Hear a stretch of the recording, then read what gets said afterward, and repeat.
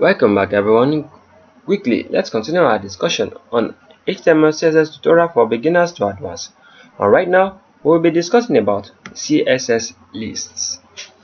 So, just in case you want to have something that looks like this or like this is called CSS or HTML list. So just because we use HTML and CSS together, that's why we can call them either CSS list or HTML list. You guys should be aware of that, because right here we do the markup from the HTML, and right here we are linking it, drawing some colors or whatsoever, using other styling properties and all that with it. Definitely we are using CSS list also.